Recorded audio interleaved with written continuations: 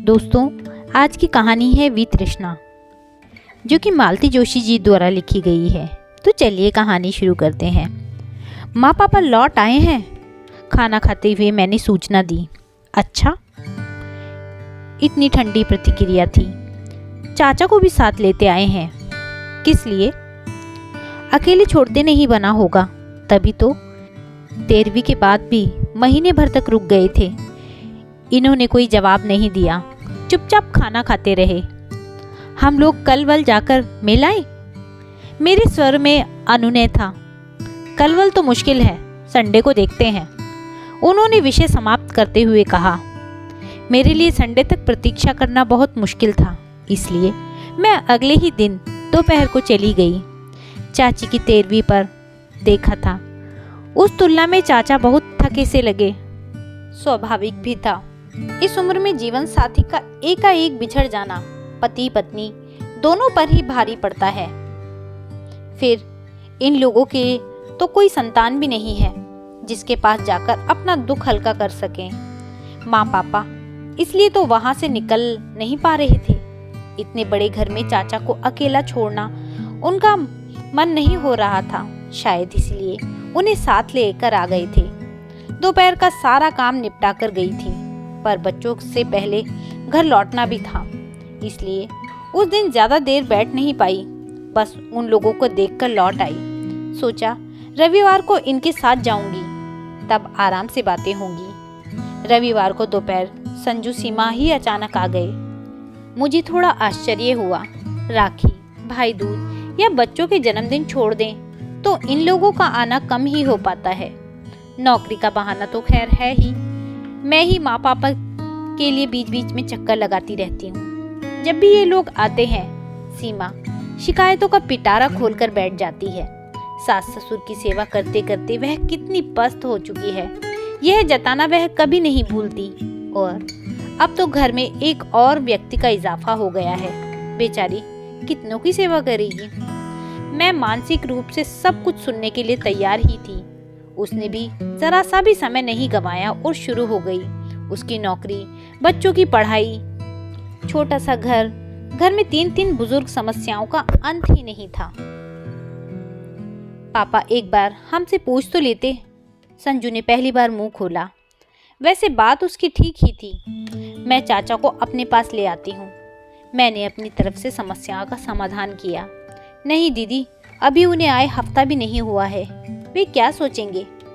इससे तो बल्कि तुम एक काम करो, संजू ने गला साफ करते हुए कहा। तुम माँ पापा को थोड़े दिन अपने पास बुला लो, उन्हें चेंज भी हो जाएगा और हम लोग चाचा को ठीक से रख पाएंगे। अभी तो उनकी ढंग से सोने की व्यवस्था भी नहीं हो पाई है। बेचारे ड्राइंग रूम में दीवान पर सोते हैं। मैंने श्रीमान जी की ओर देखा। इस प्रस्ताव पर उनकी सहमति आवश्यक थी, पर वे टीवी पर मैच देखने में मशगूल थे। ऐसी फालतू बातों की ओर ध्यान देने की उन्हें फुर्सत नहीं थी। मैं अच्छी तरह जानती थी कि टीवी देखने का कितना नाटक कर लें, कान उनके हमारी बातों पर ही थे। इसका प्रमाण तुरंत मिल गया। संजू सीमा को विदा कर मैं जैसे ही घर में दाखिल हुई, ये बोले, तुम्हारे भाई भाभी बड़े शातिर हैं। मतलब? जैसे ही सोने का अंडा देने वाली मुर्गी हाथ आई, माँ बाप को देश निकाला दे दिया। कैसी बातें कर रहे हैं। ठीक ही तो कह रहा हूँ, माँ बाप को तो पूरा निचोड़ लिया है। अब उनके पास कुछ नहीं है तो रवाना कर दो। चाचा के पास माल टाल है, उनके आगे पीछे भी कोई नहीं है, अब उन्हें निचोड़ लेंगे। तभी तो तुम्हारा प्रस्ताव उन्हें मान्य नहीं हुआ। सोच रहे होंगे दीदी सारी मलाई ना गटक ले, हम टापते ही रह जाएंगे। वे बेचारे क्या जाने, उनकी दीदी में इतने गट्स होते तो क्या बात थी। उनका इशारा मैं समझ गई, पर चुप लगा गई। बेकार बहस बढ़ाने से क्या फायदा होता। पापा का एक सपना था, रिटायरमेंट के बाद वे गांव लौट जाना चाहते थे। इसलिए गांव के पुराने पुश्तैनी घर को ठीक ठाक करने का उन्होंने प्लान बनाया। संजू को पता लगते ही वह दौड़ा दौड़ा गया। बोला, पापा यहाँ पैसा फेंकना बेकार है। यहाँ आप कितने दिन रह पाएंगे? यहाँ ना मेडिकल फैसिलिटी है, ना ट्रांसपोर्टेशन है, ना ढंग के लोग हैं, ना लाइब्रेरी। 4 दिन में ऊब जाएंगे आप। इससे तो अच्छा है हम लोग शहर में ही बड़ा सा मकान ले लें, सब लोग साथ में रह लेंगे। संजू की बात शायद पापा नहीं मानते, पर माँ ने भी बेटे का साथ दिया। उन्हें अब पोते के साथ, बेटे बहू के साथ रहने का मन था। फिर मैं भी इसी शहर में थी, दोनों बच्चे आंखों के सामने रहेंगे। माँ को भी क्या चाहिए, आखिर पापा ने हथियार डाल दिए। इतने सालों तक सरकारी क्वार्टरों में रहने के बाद फ्लैट में रहना उन्हें रास नहीं आ रहा था, पर उतने से पैसों में स्वतंत्र घर की कल्पना भी नहीं की जा सकती थी। श्रीमान जी तब बहुत भुनभुनाए थे, पुश्तैनी जायदाद में बेटी का भी बराबर हिस्सा होता है। यह बात मैं भी जानती थी, पर गांव के उस पुराने मकान के कितने मिलेंगे मुझे पता था। उस छोटी सी रकम में हिस्सा बटाने का मन नहीं हुआ। आखिर संजू मेरे माता पिता के लिए ही तो बड़ा घर ले रहा था, पर मेरे इस अपराध को ये कभी क्षमा नहीं कर पाए हैं। पापा को अपने घर आने के लिए राजी करना एक टेढ़ी खीर थी। वे तो प्रस्ताव सुनते ही भड़क गए थे। ये मेरा घर है, इसमें मेरा पैसा लगा है, मुझे यहाँ से कोई नहीं निकाल सकता, और मोनू को यहाँ से मैं अपनी जिम्मेदारी पर लाया हूँ, तो उनकी सुख सुविधा का ख्याल रखना भी तो आपकी जिम्मेदारी है। उनके पास ढंग से सोने की जगह नहीं है, दीवान पर पड़े रहते हैं, अच्छा लगता है? और आपको घर से कोई नहीं निकाल रहा। मैंने तो एक सजेशन दिया था, जरा सीमा का ख्याल कीजिए, बच्चों को देखना, 3 बुजुर्गों की सेवा करना, और ऊपर से नौकरी। तो नौकरी ही तो करती है, और क्या करती है? माँ बोली, दोनों वक्त की रसोई मैं देखती हूँ। सुबह नौकरी का बहाना है, शाम को बच्चों को होमवर्क है, बच्चे के टिफिन भरने से लेकर धोने तक का काम मैं करती हूँ, समझी? तो चलो ना, इसी बहाने तुम भी थोड़ा आराम कर लेना। यह प्रस्ताव लेकर मैं जानबूझकर दोपहर में गई थी। चाचा बाहर दीवान पर सो रहे थे, हम लोग कमरे में थे। लाख धीरे धीरे बात कर रहे थे, पर शायद उन्होंने सुन लिया। भीतर आकर बोले, मेरे यहाँ आने से इतनी प्रॉब्लम, इतनी असुविधा होगी, यह पता होता तो। प्रॉब्लम कोई नहीं है चाचा, ना कोई असुविधा है, बल्कि आपको ठीक से सुविधा ना देने के कारण संजू शर्मिंदा हो रहा है। मैं तो आपको अपने घर ले जा सकती हूँ, दोनों घर एक ही समझिए, जैसे यहाँ वैसे वहाँ।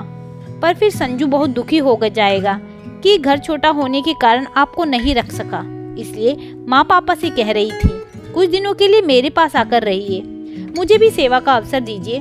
मेरा भी मन करता है, आपको भी थोड़ा चैन हो जाएगा, और एक ही शहर में तो है, मिलना जुलना होता ही रहेगा।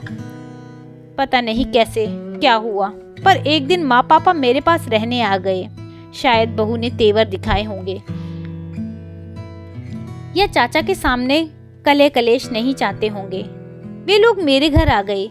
मैंने गेस्ट रूम उनके लिए सुसज्जित कर दिया, अपने बेडरूम वाला टीवी लाकर वहां लगा दिया, पापा की पसंद का अखबार चालू कर दिया, कुछ पत्रिकाएं कमरे में रखवा दी।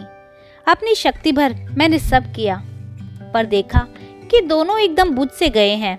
माँ तो फिर भी थोड़ा हंस बोल लेती थी, पर पापा एकदम चुप हो गए थे, कमरे से बाहर ही नहीं निकलते थे। संजू के यहाँ थे तो सुबह शाम घूमने जाते थे। हम उम्र लोगों का वहाँ अच्छा ग्रुप बन गया था। हम उम्र तो अड़ोस पड़ोस में यहाँ भी थे, पर इस उम्र में परिचय के सूत्र बड़ी मुश्किल से जुड़ते हैं। किसी वृक्ष को उखाड़कर दूसरी जगह लगाया जाए तो वह मुरझा जाता है। दिन का खाना मैं, पापा और माँ साथ खाते थे, और रात में ये भी टेबल पर होते थे। उनकी उपस्थिति में पापा बहुत असहज महसूस करते थे। उन्हें कंफर्टेबल करने का उनके दामाद ने कभी प्रयास भी नहीं किया। फिर मैंने इसका तोड़ निकाला। मैंने उन दोनों को बच्चों के साथ खिलाना शुरू किया। कहा कि रात में जल्दी खा लेना ठीक होता है, खाने और सोने में कम से कम 2 घंटे का गैप होना चाहिए। 8वें चौथे दिन चाचा आ गए तो पापा के चेहरे पर थोड़ी मुस्कान आ जाती। दोनों भाई देर तक बतियाते रहते। फिर माँ मुझसे फुसफुसाकर कहती, लाला को खाने के लिए रोक लेना, वहाँ पता नहीं कैसा बनता होगा। चाचा ना नुकर नहीं करते। हाँ, संजू के यहाँ फोन जरूर कर देते, अगर दिन में आते तो खाकर ही आते, क्योंकि सीमा सुबह ही खाना बनाकर जाती। फिर भी मेरे आग्रह पर एक आध रोटी खा लेते थे। खाना खाते हुए उनका शिकायतों का पिटारा भी खुल जाता। भाभी, बहू तो तुम्हारी गजब है, कल बड़े को मेरे बिस्तर में ही घुसा दिया, मैं फिर सीधा जाकर दीवान पर सो गया। सनी हम दोनों के पास ही सोता था ना, माँ बताती। दरअसल संजू के पास 2 ही बेडरूम है, इसलिए एक बच्चा माँ पापा के पास सोता था, पर चाचा को इसकी आदत थोड़ी ही है। कभी कहते तुम्हारी बहू ने मुझे क्या मास्टर समझ लिया है, ऐसे रात को बच्चों को कॉपी किताब देकर भेज देती हैं। पहले होमवर्क वही करवाती थी ना, अब रसोई में लगना पड़ता होगा तो समय नहीं मिलता होगा। रसोई तो वो जैसी बनाती है ठीक ही है। मैं तो हैरान हूँ भाई साहब कैसे खा लेते थे, ये तो इतने मीन मेक वाले हैं। अंजलि तो घबराती थी। मेरे रहते तुम्हारे भाई साहब को किसी और के हाथ का खाने खाने की जरूरत ही नहीं पड़ती थी ना। शिकायतें दूसरे पक्ष से भी कम नहीं होती थी। दीदी, चाचा जी दोपहर को आपके यहाँ गए थे, क्या काम वाली ताला देखकर लौट गई? अब कपड़ों का और बर्तनों का ढेर पड़ा है मेरे लिए। दीदी पता है, आज बच्चों को पड़ोस से चाबी लेकर दरवाजा खोलना पड़ा। दीदी, कल रात को हम पिक्चर जा रहे थे, चाचा जी ने कहा बाहर से ताला डालकर जाना। मैं आधी रात को उठकर दरवाजा नहीं खोलूंगा। सुनकर मुझे बहुत मजा आता। देवी जी को माँ पापा की अहमियत का अब पता चलेगा। उनके भरोसे दोनों कितने निश्चिंत थे, ना घर की फिक्र थी ना बच्चों की। मैं सोच रही थी कि ब्रेकिंग पॉइंट बस आने ही वाला है। उससे पहले ही एक दिन चाचा सूटकेस सहित घर में दाखिल हुए। कहीं ये रहने को तो नहीं आ गए। श्रीमान जी की प्रतिक्रिया की कल्पना से ही मुझे डर लगने लगा, पर चाचा ने मुझे ज्यादा देर तक पसोपेश में नहीं रखा। मुझसे एक गिलास पानी मंगवाकर पिया और फिर माँ पापा के चरण छूकर बोले, कुछ दिनों के लिए घर जा रहा हूँ। एकदम कैसे? लौटकर बताता हूँ, उन्होंने कहा और बाहर खड़ी ऑटो रिक्शा में जाकर बैठ गए। माँ की तो जान ही सूख गई। ये एकदम से कहाँ चल दिए? किसी ने कुछ कह तो नहीं दिया? बड़े चाव से हम लोग उन्हें लेकर आए थे, पर अब खुद ही शरणार्थी बन गए हैं। क्या करें? माँ प्लीज अपने आप को शरणार्थी मत कहो। तुम कहीं सड़क पर नहीं पड़ी हो, अपनी बेटी के घर में हो, जो तुम्हें आदर मान से लेकर आई है। और रही चाचा जी की बात, तो वो बोले हैं ना कि लौटकर बताता हूँ, तो इसका मतलब है कि वे वापस आएंगे। घर बार एक बार देखने गए होंगे। उनके इस अकस्मित प्रस्थान से संजू सीमा भी परेशान हो गए थे। सीमा तो बार बार मुझसे उनका प्रोग्राम पूछती। जैसे जैसे दिन बीत रहे थे, उसका धैर्य समाप्त होता जा रहा था। एक दिन बोली, दीदी मैं सोचती हूँ मम्मी पापा को घर पर ले आऊं।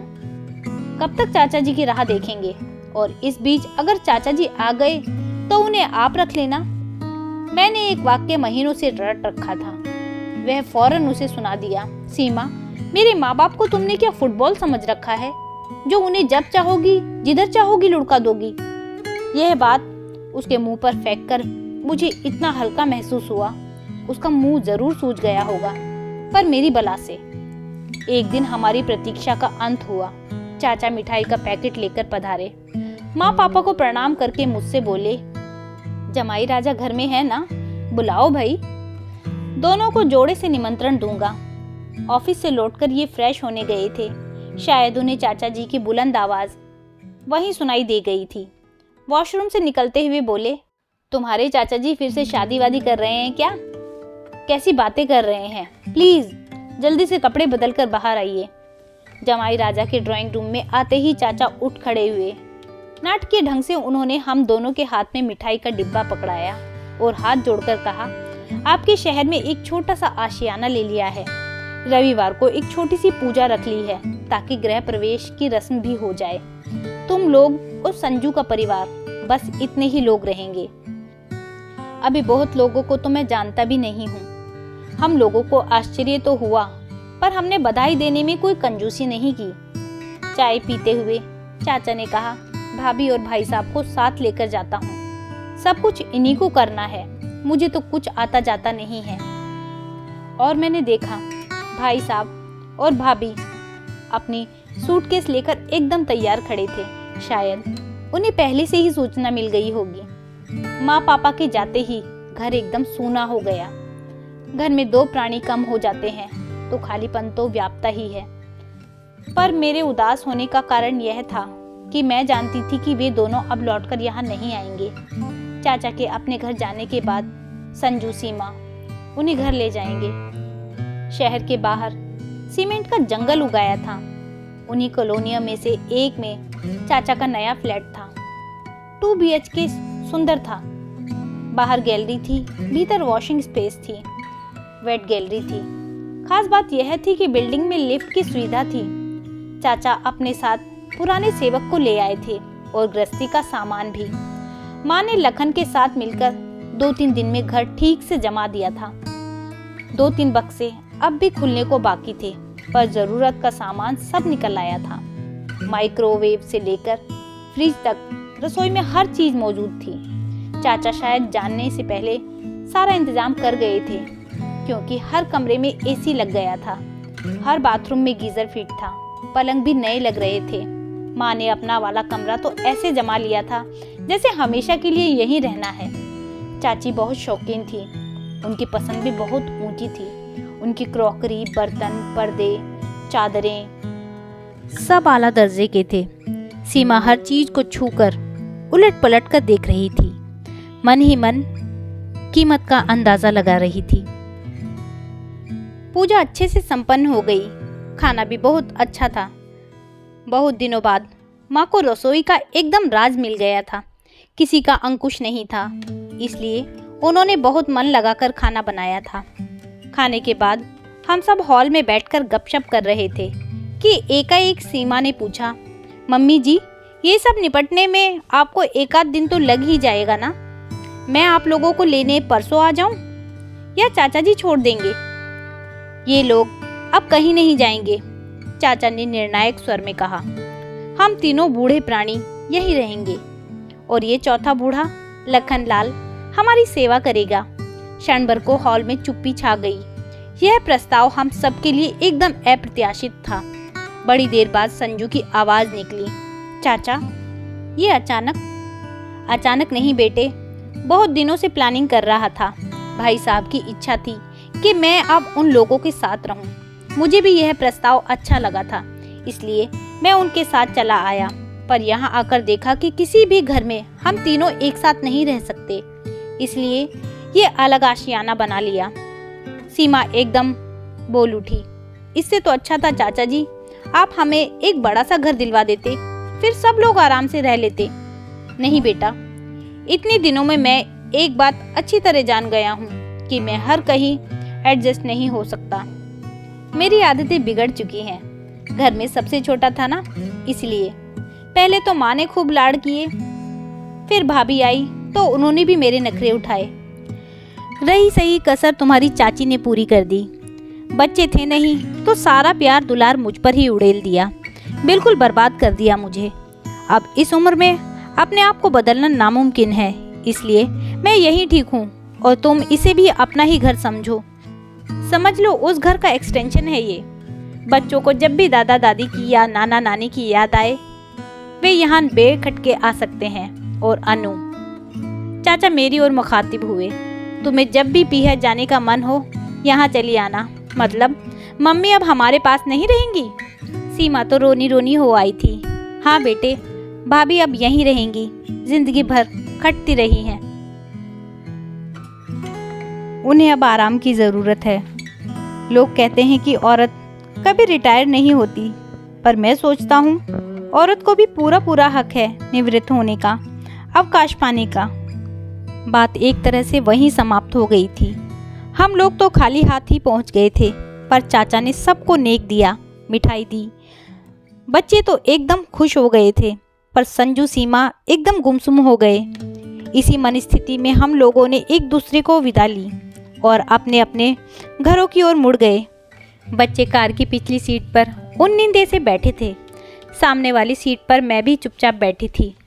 माँ पापा के लिए खुश भी हो रही थी, पर एक अपराध बोध भी मन में जाग रहा था। हम उन लोगों को अपने साथ क्यों नहीं रख सके? एकाएक इन्होंने कहा, तुम्हारी भाभी रानी तो आज एकदम क्लीन बोल्ड हो गई। मतलब अपने व्यवहार पर पछता रही होंगी। अच्छा खासा घर हाथ से निकल गया। कौन सा घर? वही जिसकी पार्टी खाकर आ रहे हैं। उस घर से सीमा का क्या ताल्लुक है मैडम? आप सोचो, चाचा जी ये घर अपने साथ तो नहीं लेकर जाएंगे ना, किसी न किसी को नामजद करेंगे ही। और पहला हक संजू लोगों का ही बनता है। पर सीमा रानी ने चांस गवा दिया। काश चाचा जी से थोड़ा ढंग से पेश आई होती। बस भी कीजिए, मैंने खींचकर कहा। आज ही बेचारों ने गृह प्रवेश की पूजा करवाई है और आप उनके जाने की तारीख निकाल रहे हैं। मैं तारीख निकालने वाला कौन होता हूँ? वह तो हर एक व्यक्ति के जन्म के साथ ही तय हो जाती है। मैं तो बस यह कह रहा हूँ कि भाभी रानी आउट हो गई हैं, तो आप बल्ला संभाल लो। ठीक से बैटिंग करेंगे तो मैच जीत ही जाएंगी। देखिए, मैंने सख्त लहजे में कहा, मुझे इस तरह के गेम्स में कोई दिलचस्पी नहीं है। दूसरों की प्रॉपर्टी पर लार टपकाने वालों में से नहीं हूँ मैं। भगवान का दिया मेरे पास सब कुछ है। एक अच्छा खासा घर भी है। घर तो है डार्लिंग, पर एक ही है, जबकि बच्चे 2 हैं। Be practical madam. मैं हैरत से उन्हें देखती रह गई। अभी कुछ देर पहले जब सीमा ने कहा था कि चाचा जी ने एक बड़ा सा घर हमें ही दिलवा दिया होता तो सब लोग साथ ही रह लेते, सुनकर मैं तो शर्म से गड़ गई थी। ऐसा मंगतापन, छी।